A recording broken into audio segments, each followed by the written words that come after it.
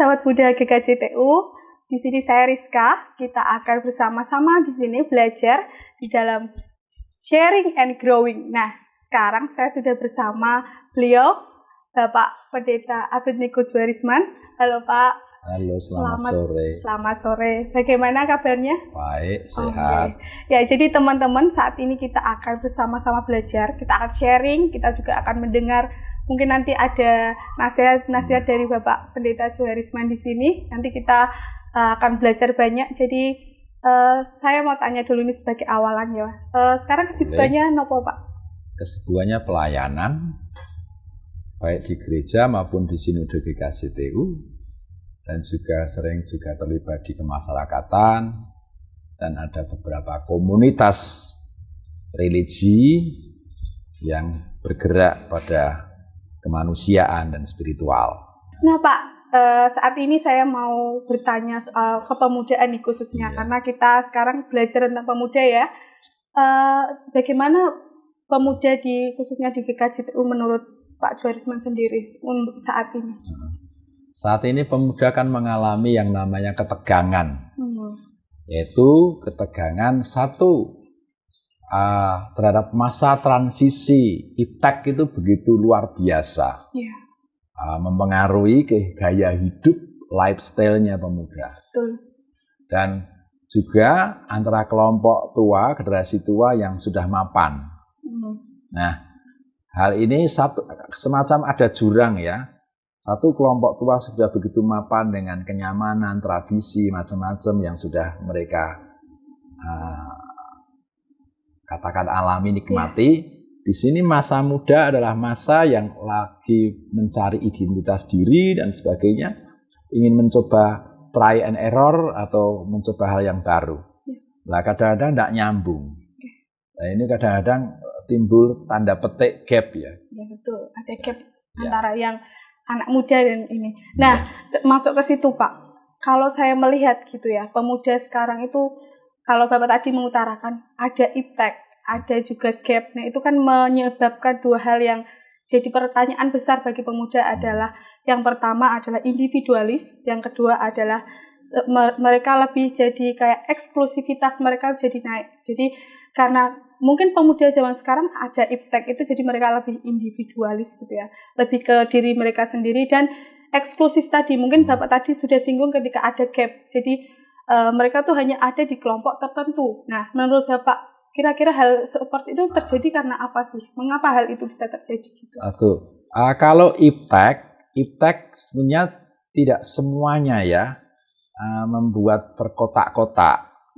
Cuman iptek sendiri tanda petik kadang-kadang justru nyambung dengan orang tua melalui WA, grup dan sebagainya.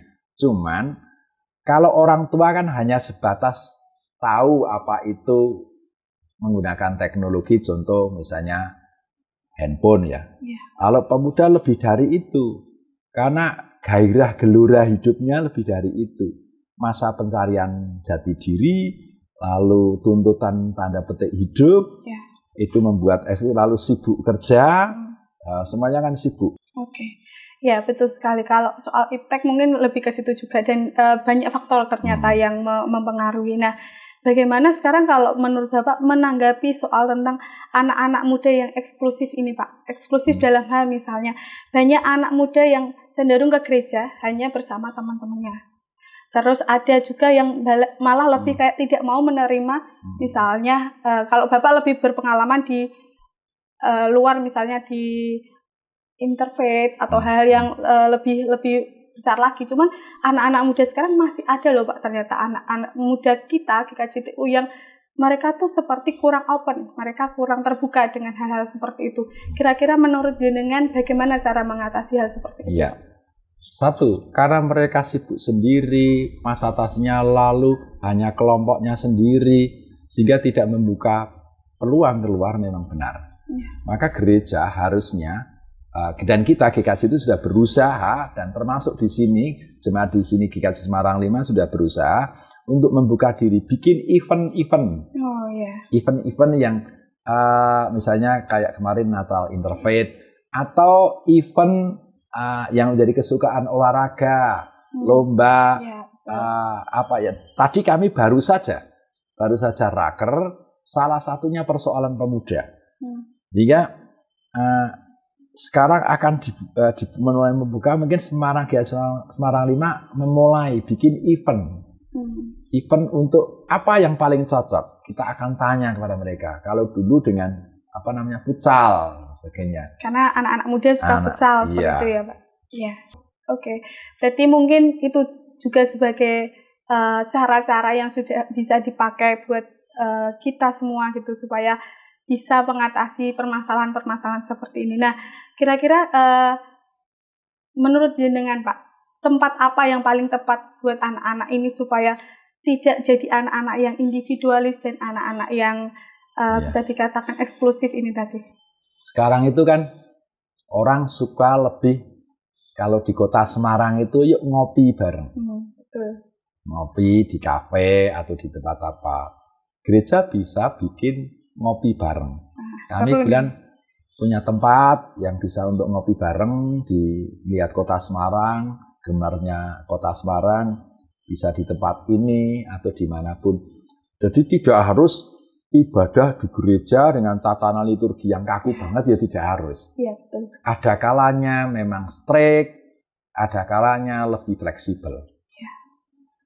Ya betul. Jadi saya jadi teringat gitu ya. Ternyata memang perubahan zaman ini memang berpengaruh gitu. Anak muda sekarang cenderung kalau ke gereja dengan tatanan ibadah yang seperti saja, sepertinya semuanya mengalami kayak bosen nih gitu. Tapi ya betul. Menyambung itu tadi, Pak. Kira-kira menurut dari jenengan siapa yang berperan yang sebenarnya sangat berperan dalam bertanggung jawab untuk pemuda-pemuda ini sebagai anak-anak yang sekarang milenial dikatakan. Nah, siapa sih orang yang berperan dan bertanggung jawab atas mereka seperti itu? Saya pikir pemimpin gereja. Pemimpin gereja itu bisa dari pendeta, bisa dari majelis, bisa dari guru Injil, vikaris. Dan juga diperlukan semacam tokoh-tokoh yang bisa memberi spirit dan mengadakan approach, pendekatan kepada teman-teman muda. Maka jiwanya juga harus muda ya. Seperti Pak Juaris ini sepertinya approach-nya sudah baik banget ya, sampai mungkin bisa jadi pemuda juga gitu ya Pak. Bisa pas anak-anak muda kumpul gitu bisa chill gitu ya Pak.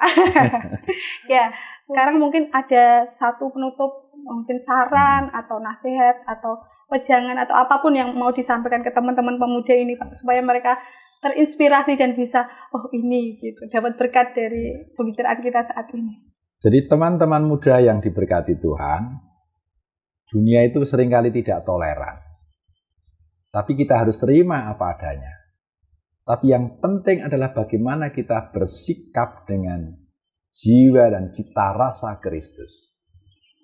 Kita akan tergilas jikalau kita tidak terus mengembangkan diri, baik dari sisi intelektual, spiritual, emosional, tapi yang terpenting adalah bagaimana kita hanya mengandalkan Tuhan.